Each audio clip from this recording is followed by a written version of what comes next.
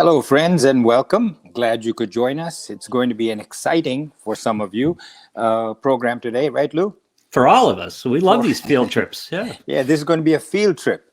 Somehow, people seem to be more excited about the field trips than the Gita.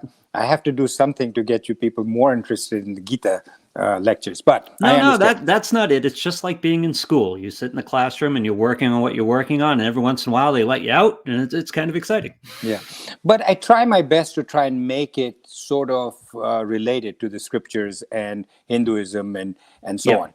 So today we're going to be talking about how the Vedic culture existed across the entire world at one time. So we're talking about thousands and thousands of years ago. I don't even know how many thousands of years. The speculation it's 10,000 years ago or 12,000 years ago. And there's a lot of debate about that. And you'd be surprised how far back history goes. Yeah. It goes a lot further back than we realize. But remember that before the year zero, before the common era, as it is called now, or before Christ, as it was known when I was in school and growing up, there was no Christianity. The Abrahamic religions, which are three, Christianity, Islam, and Judaism, were not present before that. Okay, so what happened for 100 years before Christ was born? There was no Christianity, no Judaism, no Islam. What religion did people follow? Don't say they didn't follow any religion, because going back to primitive times, people prayed. They prayed to the elements. They prayed to the sun, the rain, the wind, etc. And then they became a little bit more sophisticated. Ultimately, the scriptures, which were the Upanishads, first came about, the Vedas, the Rig Veda, Yajur Veda, etc., four Vedas. And the end of each Veda is the Upanishad, which is why the end is also in Sanskrit known as Anta, end. You see the similarities between many words, between Sanskrit, English, other languages, because the origin of many of these languages is Sanskrit. So Anta means end, and end of the Vedas is Veda Anta or Vedanta. So Vedanta, when people say, what is Vedanta? Vedanta is really the Upanishads. The Upanishads are the end of each Veda. So these Vedas, the first one at least, going back to the way in which it was spoken, was a Sanskrit that is so old that we recognize that this has to be before such and such a time, and it's many, many, many thousands of years ago. Hard to even imagine, so I won't even say it. Those are the Vedas that people know about, and we've talked about it, and recognize that there was a great deluge, a great flood, right? So that flood, because when the flood came about, the sophistication that was there at that time in the Vedic period was tremendous. But majority of those people and everything that they had learned and created was washed away, drowned in the great flood. So that after that flood, the people who survived had some vestigial knowledge, or not all of it, but what they decided to do is to recreate it. And when they recreated, they said, because of that flood happening, we don't want to write anything down, whether it's on stone or wood or paper or leaves. We will spread it by speaking it. We will create so many different clans or tribes, and each tribe will be committed to remembering so many chapters, so many verses, so that each tribe was sworn that for generations and generations and generations, they swore to be able to recite these various verses from the Upanishads, from the Gita, from the various other scriptures. And even today, there are families that you see the kids sitting down and saying their recitation, and they can speak each verse forwards and backwards, so that not one single word has been missing from the time it was created. So I'm actually ahead of myself.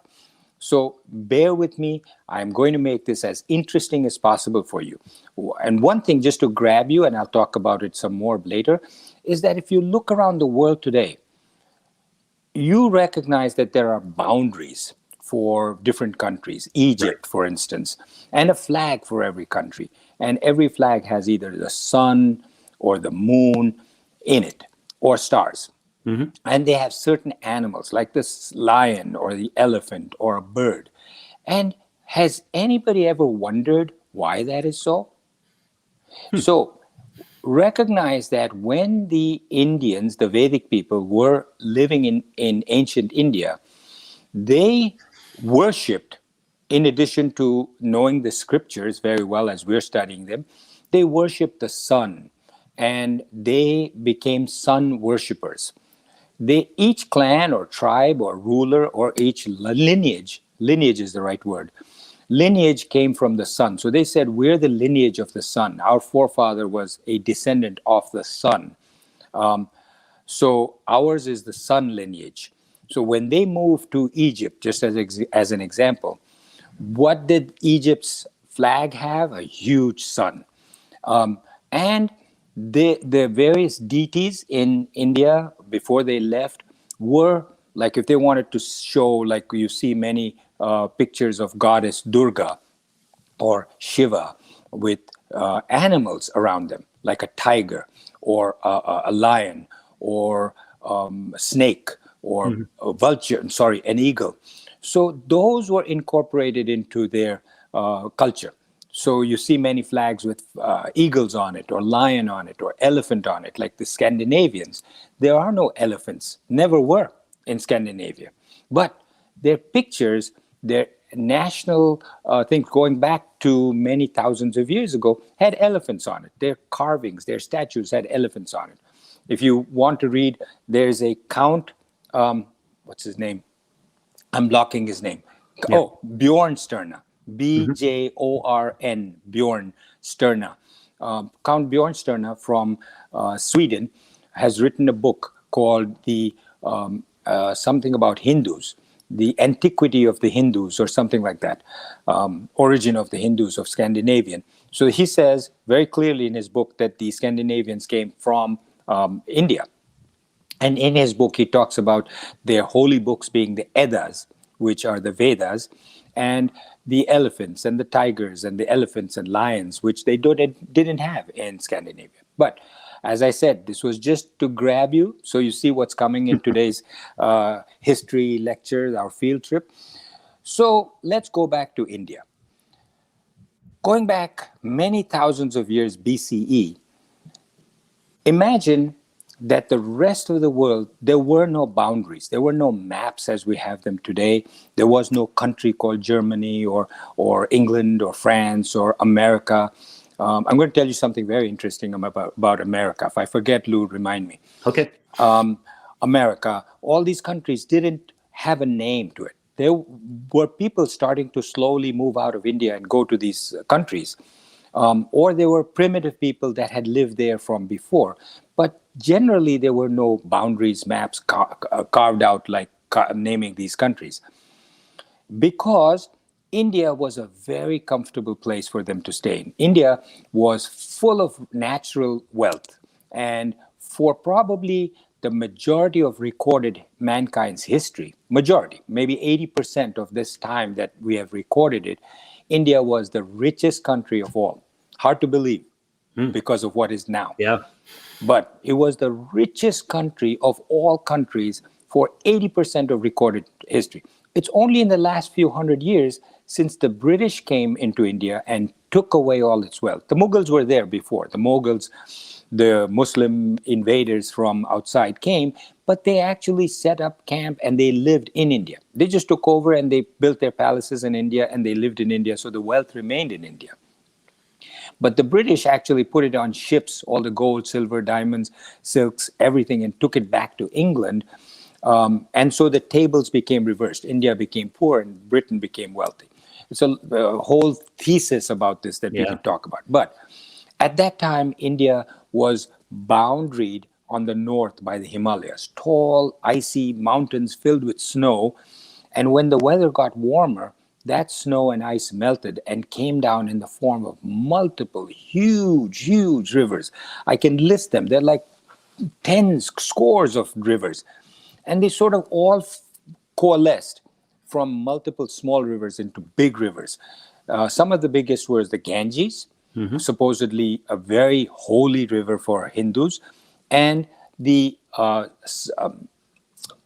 Saraswati, which, remember that name. Saraswati is another major river that went underground, and NASA has on its website a time period that it went down. And we know that because it went down in the year 3101 BCE, 3101 years.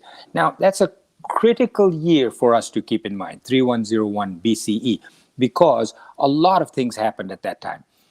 Because of planetary movements, all the planets, or many of the planets, were in one straight line at 3101 BCE. And that caused certain changes in the weather and the Earth's rotation and the axis, etc., that resulted in massive earthquakes in India. Massive earthquakes that caused the Saraswati to go underground. And there were tectonic plate shifts, so that you know what tectonic plate shifts are. So the crust of how the the Earth, Himalayas were created, by the way, two plates Right. colliding into each other. Yeah. that was before, way before. This was Yeah. by 3,101 years ago, the Himalayas already existed, which brings up another point, that actually the world has lasted for millions of years. So we're only talking about the last few thousand years. Right. So the tectonic shift caused the river Saraswati to go underground. Prior to that, the population lived between certain rivers, the Indus on the west side and the Ganges on the east side. And when the marauders came in from the outside, because they saw these settlers settling around the Indus, they called the Indus River the Indu River. And the settlers around the Indu were called the Hindus. So this was a Middle Eastern name for the marauders that came in, the Mughals who came in, and they called everybody Hindus. There is no such religion called Hinduism. The British called it Hinduism, and now most Hindus call themselves Hindus. But really, the technical term, the real term, is Sanatan Dharma, and the scriptures of these people are the ones that we are talking about, the Gita and the Upanishads. And it's not a religion, as you see from everything that we've talked about, because there's not one prophet or one person to follow or one dictate. It's just telling you a way of living, how to be a better person. And such a good person, such an equanimous, gentlemanly, noble person is known as an Aryan, because Arya means being stable, being noble, being gentlemanly. And so people who were of high standing in the India were called Aryans. But people still say that Aryans invaded India from outside. That's what Hitler's theory was. And the original home of the Vedic Aryans was this plain between the Indus and the Ganges. How do we know that? Because going back thousands of years, huge settlements and cities existed before they moved over to Europe. One was Kurukshetra. Kurukshetra is where the battle of the Mahabharata was fought. And Kurukshetra, we have evidence of it from 5,000 years ago, although there were a lot more before the battle of Mahabharata. Hastinapur is another one that was swept away with the floods 800 BC. But we have certain artifacts from that. Indraprastha was written up in the Srimad Bhagavatam as another major city. Vrindavan, Mathura, Banaras, or Hardwar. These were places that existed for thousands of years. And so they were flourishing, very wealthy. It wasn't as if the invaders came from outside. They were already there, and they studied the scriptures.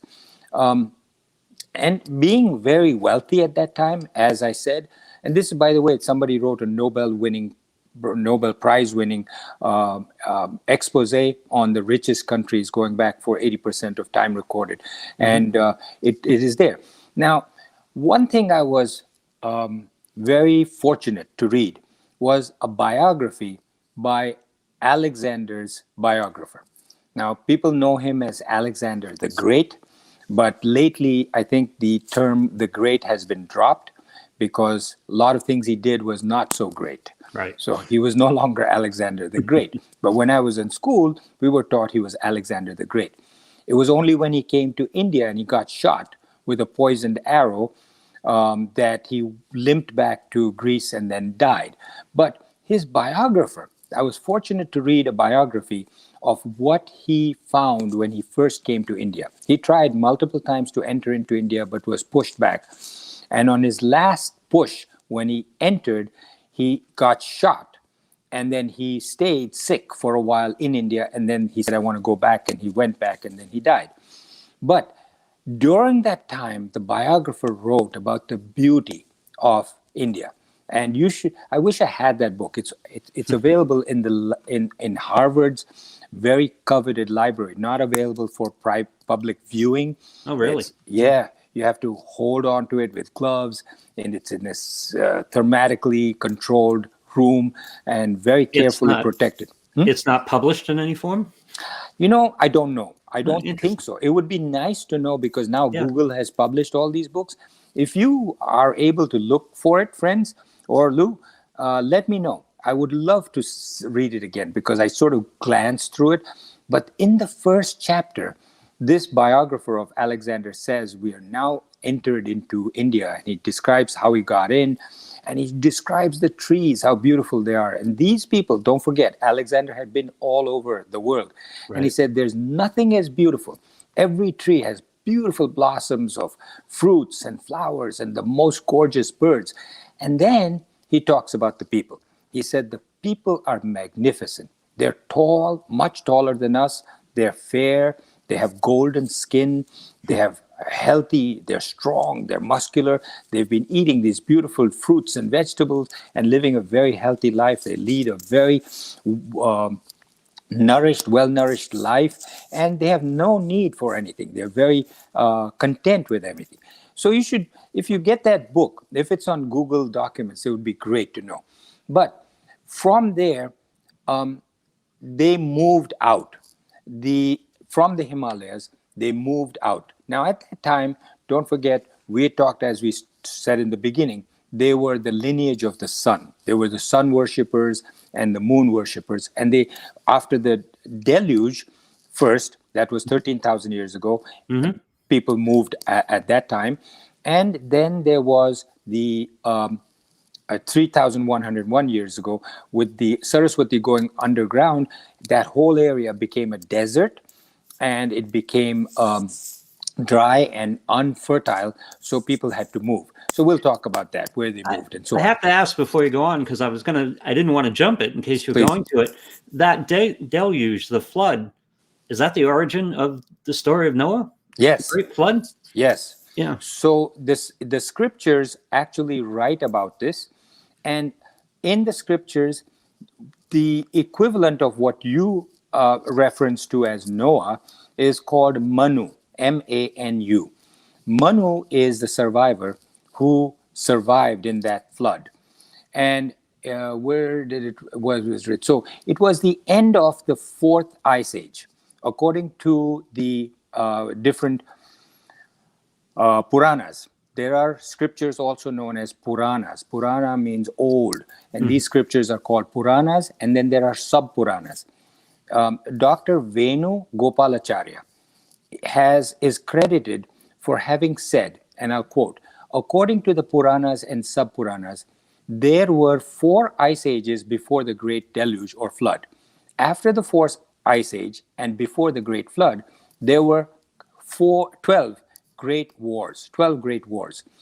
2 forces emerged at the end of those wars. One was the good guys, known as the Devas. Deva means God.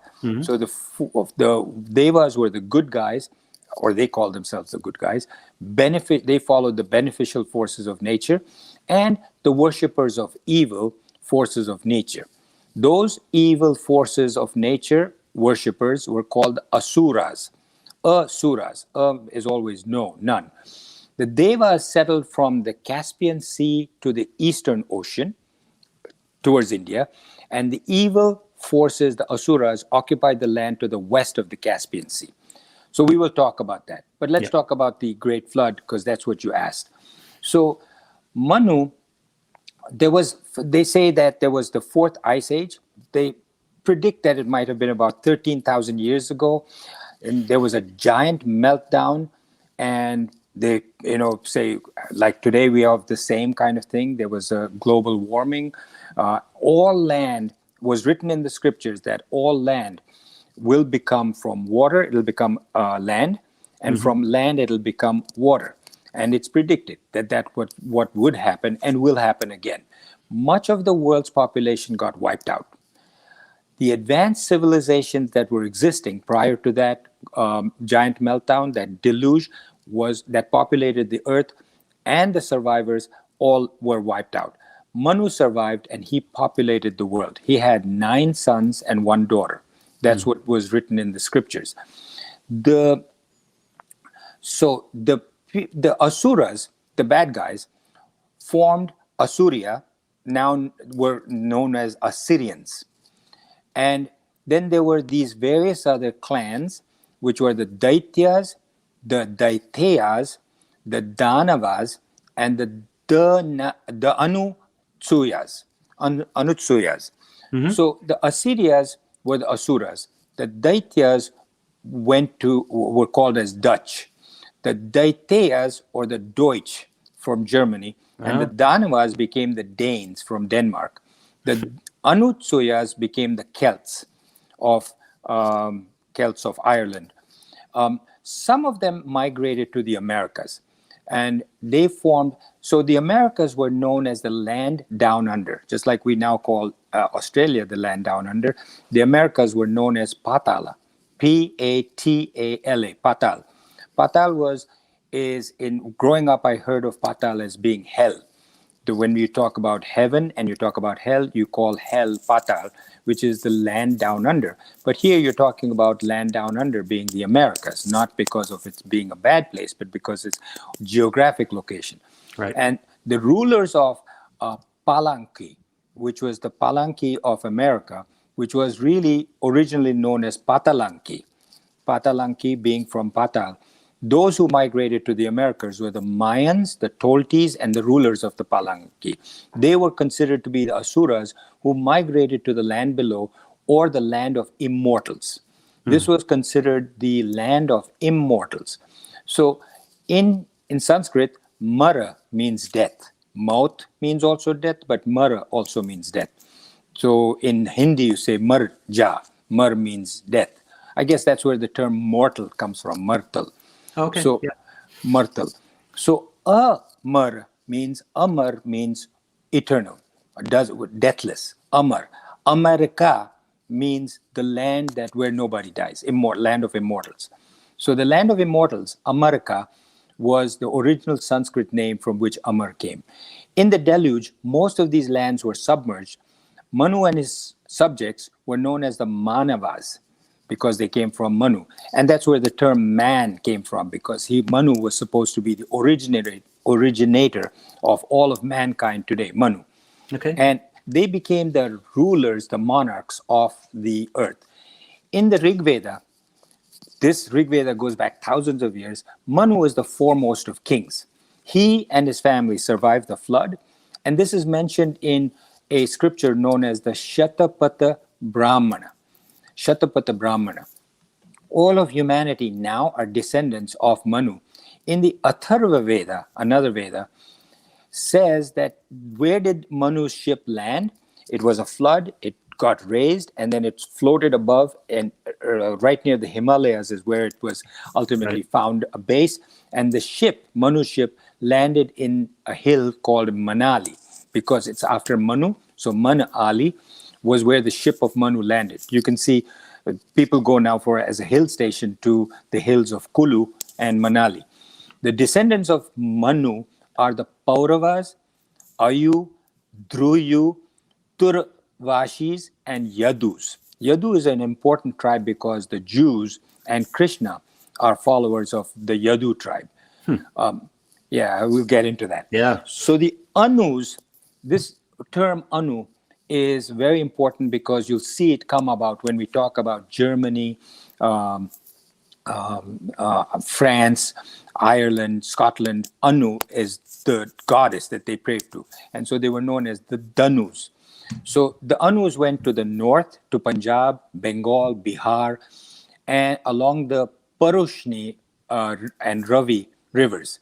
The Yadus, which is the tribe from which the Jews came and Krishna came, they went south, they went southwest to Gujarat and Rajasthan, and then ultimately to the Middle East. Puru were the people that settled in the central Yamuna Ganges River. They developed the Vedic culture in India and in north central India, and along the Punjab Valley, along the Saraswati River. This is confirmed in the Rig Veda. Now, the tribes that left India early on in 4500 BCE, this is written up by an author known as N.S. Rajaram in his book called The Vedic Aryans and the Origins of Civilization. He said the Pritu Parthavas became the Parthians of Europe. The Alinas became the Hellenas of ancient Greece. The Simyus became the ancient Albanians, and the Sinas became the Chinese. So these were all how people spread from here. Yeah. Now, what is interesting is the way this Yadu tribe, or Krishna, because we talk about it in the Gita, right? Krishna and his tribe, and Jesus and his tribe. Mm-hmm. And the Pandus, we talk about the Pandavas, etc. So this was interesting. I thought I should mention it. And I'm sorry I'm throwing out all these names, but if you listen to this again, any part that you find interesting, just make notes and look up the books that from which they come. Yayati, Y-A-Y-A-T-I, Yayati was an individual many years ago who was a descendant of Manu, the survivor of the Great Flood. He had two wives at different times. The first wife was known as Devyani. She had two sons. One was Yadu, who was the founder of this dynasty called the Yadava, because it came from Yadu. The dynasty was known as Yadava. Mm-hmm. They followed the moon. Remember, we talked before about the solar dynasty. Right. This is now the lunar dynasty. Yadavas were called the lunar dynasty. He then had multiple sons. One of them was Vasudeva. Vasudeva had three children. One was Kunti, one was Balaram, one was Krishna. Krishna's brother was Balaram. Krishna's sister Kunti married Yadava, who was a prince, also known as Prince Pandu.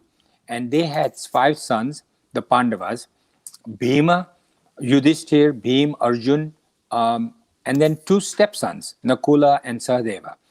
And the country of Arjuna was known as Partha, which is an old country in Persia.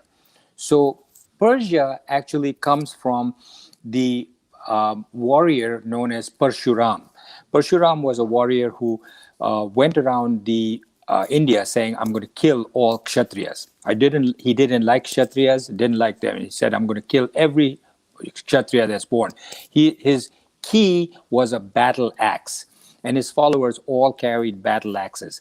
So if you read this book by Higgins about Ireland and the origin of Ireland, he says the people that actually came into Ireland carried battle axes, and those were the followers of Parshuram.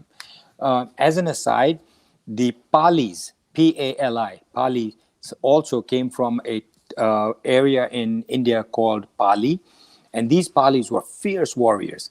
And when they moved to the Middle East, they set up this area called Palistan. Stan means place where you live. So the Palistan, which is now Palestine, was inhabited by the residents of Pali.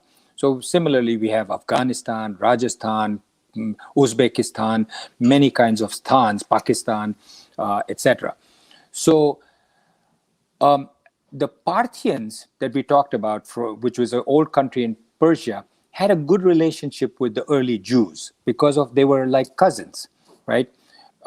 So the Jews were the descendants of the Yadavas. Krishna was of the same descent, Yadava, and the Yadavas, for short, were called Yadus. The Jews used to buy grain from the Parthas, And the Greeks referred to the Jews as Judeos, which comes from the term Yadavas and Yadeos. Ya is the short of Yadavas, and Deo, as we said before, refers to gods. Yadeos or Yadavas, the people of Ya or Yadu. And so Yadu was a son of Yayati. And the book of Jewish mystical concepts is known as the Kabbalah. And Arthur Edward Waite, in his book called The Holy Kabbalah, says that the Kabbalah is linked with Kapil Muni. Kapil Muni, just like Kashyap Muni. Muni means sage. Muni is a sage, a rishi. Kapil Muni is the founder of Sankhya Yoga. Early Jews were connected with ancient Vedic culture, according to the Kabbalah. So in 3101 BCE, the Mahabharata war was fought. That was the end of Lord Krishna. That was the beginning of Kali Yuga. Kali Yuga is the bad term. We talked about yugas when we talked about the Gita. Right. That was the end of Lord Krishna and the beginning of Kali Yuga, and questionably the end of the Vedic age. That was when people started to become less religious, less spiritual. Crime built up and bad things started happening. That was when the Gita was written, because Vyasa said, look at what the world is coming to. They don't understand the scriptures, they don't understand Vedanta or Upanishads. So he created the Gita as a story based on truth to get people to become more spiritual. The Saraswati went underground at the same time. There was tectonic shifts, there was massive earthquakes. And this was also the beginning of the first and second dynasties of Egypt. So the people who went to Egypt carried the flag of the sun. The pyramids were built at this time. The Sumerian civilization was entering its prime during this period. The Egyptians and Sumerians were continuing to use the mathematics, formulae, engineering tools, etc. from the Shulba Sutras, another book that talks about these various values, and using this to create the Egyptian and Sumerian architecture, altars, town planning, just like in Harappa and Mohenjo-daro. Now, Harappa and Mohenjo-daro were civilizations in India going back many thousands of years before that, but they ended 2500 to 2200 BCE, which was when Egypt started flourishing, because these people moved there. So from 3000 BCE to 2000 BCE, for 1,000 years, there was much close contact between India and Egypt, because after all, it was the Indians who moved there and they had constant trade back and forth. Yeah. There was a drought lasting 300 years in the Middle East at the time. So Egypt, Sumeria, Mesopotamia, etc., which were the founders from India, there was a drought. And this is also maybe where the great Egyptian pyramids, it's long stories. All of this is so connected. Yeah. But if you look at the story of the Sphinx, you'll see that there's a drought line across the Sphinx along the middle. You'll have to look for these articles. I don't know if there's any book written about it, but there's a water line, when you leave something in water after a while. So people have now started to question, when did this water line, when was there a flood that half submerged the Sphinx? How old is the Sphinx? So it has to be far older than that. But anyway, then there was the Druids and their priests. According to British archaeologists, the period that they came in with battle axes was between 3000 and 2500 BC. The English Druids claim that they came in 3900 BCE and that they are from, quote unquote, the East. So it was 1900 BCE that the Saraswati finally ceased to flow altogether. The maximum migration out of India was in 2000 BCE. So to put it in a simpler form, around 3000 BCE is when the Druids and priests arrive in Britain. Egypt, Sumeria, Mesopotamia, all of this was between 2500 to 3500 BCE. 3101 is when the Mahabharata took place. the war took place, the Gita was written, the earthquakes happened, the tectonic shifts, and people moved out. The maximum migration out of India was around 2000 BCE, and in around that time, maybe 1900 BC, is when the Saraswati River stopped flowing altogether. So we're getting close to the end, friends. Just bear with me. I hope you're not getting too bored with this. No, this is fascinating, especially for us raised in the West, because we weren't taught much before Christ was born. Well, not even in India, by the way. Yeah. This is all. I mean, I have. If any of you are interested in where I get this from, there are hundreds of books. They're old.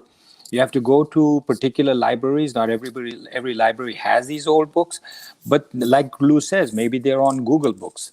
But these are books that have all of this. And I can give you, if you write to me on the Facebook or YouTube, wherever you watch, you can write to me and I'll give you a list of all the books that I have referred to here.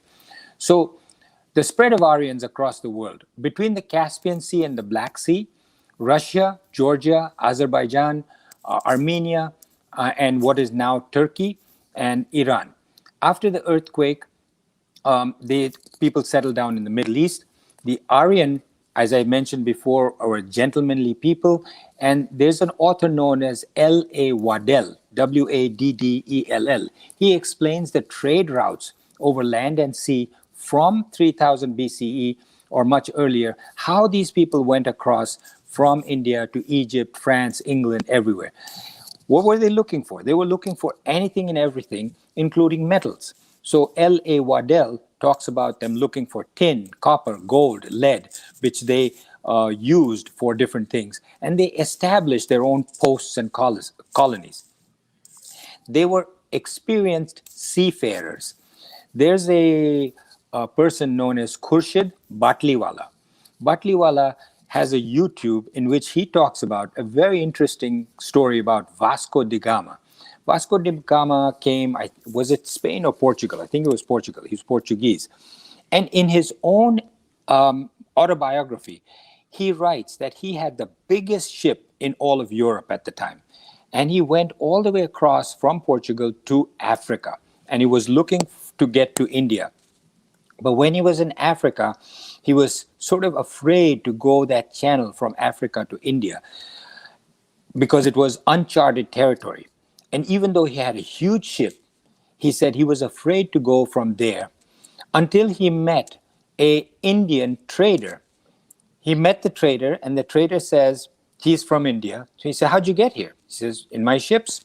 And he says, what do you mean ships? You have more than one? He said, I have 3 ships, and we go back and forth between India and Africa all the time. He says, can I come along with you? So he says, Vasco da Gama writes in his own autobiography that these ships were 12 times larger than Vasco da Gama's ship. Yeah. And there were 3 of them, and they sort of kept on either side of him and one in the front. And he says, I felt so protected. They took me directly to Goa, because that's where they started off from, Goa in India. And he said, now I knew the way and I could go back and forth. So the credit goes to Vasco da Gama, but then Vasco da Gama gives credit to these 3 Indian ships. This is from what Khurshid Batliwala wrote, or in his YouTube video, which is fascinating. You should watch it.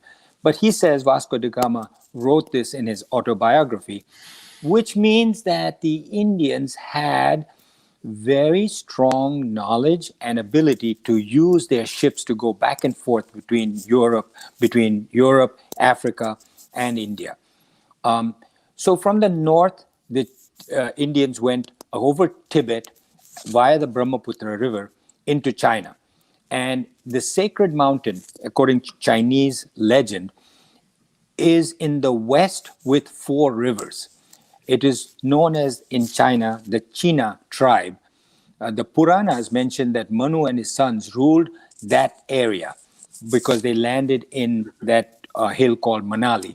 And others went down the Saraswati River and Sarayu into the North India. Others went to Kashmir, Afghanistan, Central Asia, Gujarat, Sindh, Persia, the Gulf region. They formed a Sumerian civilization along with the Babylonian, and from there, Turkey and Europe. And others went down the Ganges and went east to Malaysia Indonesia, Korea, Japan. The Druids went from the northwest of Punjab and Kashmir, spread into Europe, and became the Western Indo-Europeans, including the Druids and the ancient Celts. Now, there's a story about Muni Kashyap, and Kashyap comes up many times in the scriptures. He was a brilliant scientist, engineer, archaeologist. He lived up in the Kashmir Valley. And one time there was a huge blockage in the hills, and there was a drought below that. And Kashyap Muni did something that caused an explosion between the two mountains, and it opened up, and all that water from the Himalayas came pouring into the valley, and then became a huge lake. So Kashyap is credited with that. And this then is followed with his followers who came to North America and South America. When we talk about South America, we will talk about that, about how Kashyap's followers came there, and they used the same technique in South America. So Kashyap formed the lake, which is Mira. So Kashyap Mira then became Kashmir. Incidentally, it reminds me when I talk about South America, Arjuna's wife came from Argentina, South America. When the battle was fought, the Mahabharata battle, he said he is going to call for his in-laws to send troops from there, from the land of the immortals, over to to support him in his fight. And they did come. But what I found interesting when I was researching this is that Arjuna is known as the silver-hued one. If you look anywhere, he's designated as having silver armor. He almost looks silvery, whereas Krishna is blue or black. Right. Arjuna is always designated as being silver-colored. And the symbol for silver, when you go to college or school and you learn about chemical symbols, the symbol for silver is Ag. Oh. And if you look at the meaning of Ag, and I used to know this better as I'm getting older, I'm forgetting these things, but I think look it up, friends. Lou, you can, if you find out, let me know. The symbol for Ag, the word actually standing behind it is Arjun, which is silver. Whatever the Latin word is for silver, and the symbol Ag is the one that is Arjuna. And Argentina is supposedly rich in silver. Is that a coincidence? Because he didn't come from there. His wife came from there. But I don't know. These are just something that came to my mind as I was talking about the followers of Kashyap going to South America. And in the Vishnu Purana, again, another old scripture, mentions the Shakkas. The Shakkas are the late Scythians, Scythins of ancient and Central Asia. They were all driven out by the king Sagar. The Pahalavas were the Persians, the Chinas were Chinese, were all driven out because he said that they were not worthy of living in India because they were not following the scriptures. You had asked me once before about the Shakkas, right, Lou? Somehow I forget how we talked about it. Yeah. And another tribe up in the Himalayas, we can talk about this some other time, were known as the Sunnis. The Shakkas and the Sunnis joined together and they formed a great bond. There was a marriage between somebody from the Shakka tribe and the Sunni tribe, and they got together and they liked each other, the in-laws, and they formed one tribe known as the Shakka Sunnis. Those Shakka Sunnis were fierce warriors, unbelievably strong. When they went to England, and they were known as initially the Shakka Sunnis, but then it became shortened to the Saxons. So they were the original Saxons. When they come back into India to rule over India as the Saxons, they don't realize that they're coming back to the cradle from which they came. They made the ties here are amazing. Yeah.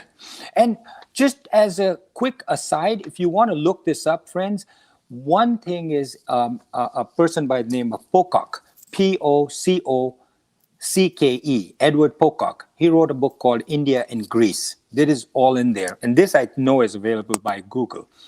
R.G. Wallace writes something called Memoirs of India. Lieutenant General Charles Valency writes something called Rebus Hibernicus that talks about this. Sir William Jones has written a lot about it. So these are some of the things. The last one I want to mention is Arabia. Arabia was the land of horses, which was known in the Vedic times as Arva. Arva means horse in Sanskrit. The land of horses is Arvastan. And so they were called Arabia, Arbastan. And the people who then became from there were known as Arabs. And the British then called it Arabia.